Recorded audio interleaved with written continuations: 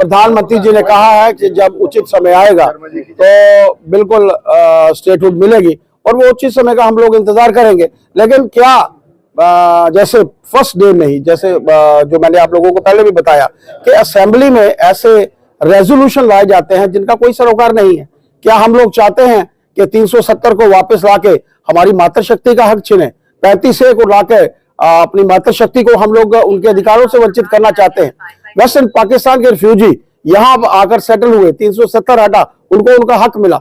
आज हम उस 370 को लाकर उनका हक छीनना चाहते हैं।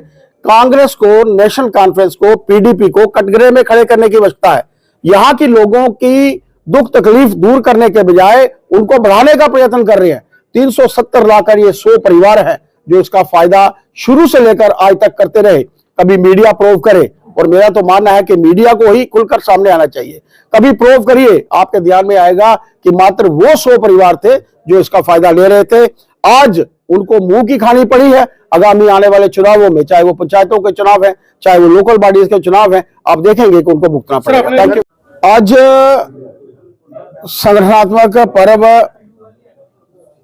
जिसे हम सब त्योहार की तरह मनाते हैं, प्राइमरी मेंबरशिप को लेकर, उसके बाद एक्टिव मेंबरशिप और उसके बाद संगठन के चुनाव, इसी चर्चा हेतु आज जिला कठुआ का दौरा था। जिलाध्यक्ष गोपाल महाजन जी के साथ, मेरे प्रभारी मनीष शर्मा जी के साथ, और यहाँ के हमारे दोनों स्थानीय विधायक भारत भूषण जी भी, जसरोटिया जी भी, और पार्टी के सभी प्रमुख कार्यकर्ताओं के साथ आज बैठने का मौका मिला है। चर्चा हुई है और इस चर्चा के माध्यम से पूरे देश भर में और पूरे विश्व भर की जब हम लोग बात करें, भारतीय जनता पार्टी विश्व की सबसे बड़ी पॉलिटिकल पार्टी बन चुकी है। लगभग 12 करोड़ प्राइमरी मेंबर्स के नाते भारतीय जनता पार्टी के साथ आम लोग, वोटर्स, सपोर्टर्स, सिंपैथाइजर्स जुड़ चुके हैं। उसी के हेतु जम्मू कश्मीर में भी, चूंकि असेंबली के चुनाव थे, हमारा संगठनात्मक चुनाव जो था वो लेट हुआ। 6 नवंबर से इसकी शुरुआत हुई थी और 15 दिसंबर तक इसको हम लोग समापन की तरफ अग्रसर हैं ताकि एक्टिव मेंबरशिप कर सके और उसके बाद संगठनात्मक चुनाव जो है वो हो सके। इसी प्रक्रिया को लेकर आज कठुआ का दौरा था।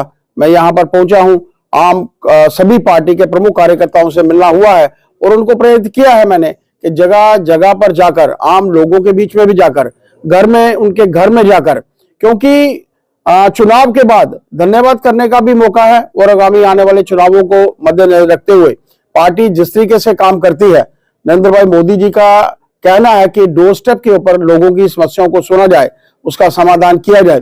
उसी के अंतर्गत पार्टी के कार्यकर्ता जो है घर घर में जाकर मेंबरशिप करे, इसको लेकर यह विषय हम सब कार्यकर्ताओं के बीच में रखा है और मेरा मानना है कि एक अच्छा वातावरण से हम लोग अपने संगठनात्मक चुनाव भी जो है कराने में सफल होंगे। ऐसा है कि जब हम लोग समझते हैं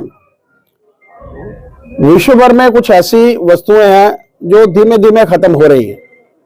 पानी को हम लोग प्रॉपर यूटिलाइज नहीं करते, वो खत्म हो रहा है।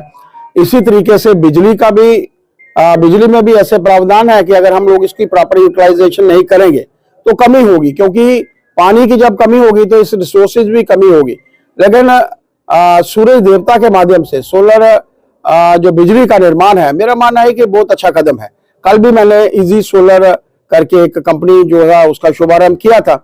बहुत अच्छी सब्सिडी है और इसके माध्यम से लगभग 0 बिल जो है, पावर बिल लोगों को आएगा। मेरा एक ऐसा मानना है। सरकार भी इसी की तरफ काम कर रही है और देश के प्रधानमंत्री जी ने जो आह्वान किया है, मेरा मानना है कि एक बहुत अच्छा कदम है। इसकी तरफ मैं आप मीडिया बंधुओं के माध्यम से भी सबके ध्यान में लाना चाहता हूं कि इस विषय को हम लोगों को देखना चाहिए, क्योंकि सूरज की रोशनी से हम लोग उसको बिजली में कन्वर्ट कर सकते हैं और मात्र 0 बिल। मेरा मानना है कि कभी तो यह भी हो सकता है कि हम लोग उससे प्रॉफिट भी जो है वो अर्न कर सके। मेरा एक ऐसा मानना है कि बहुत अच्छा प्रयास प्रधानमंत्री जी की तरफ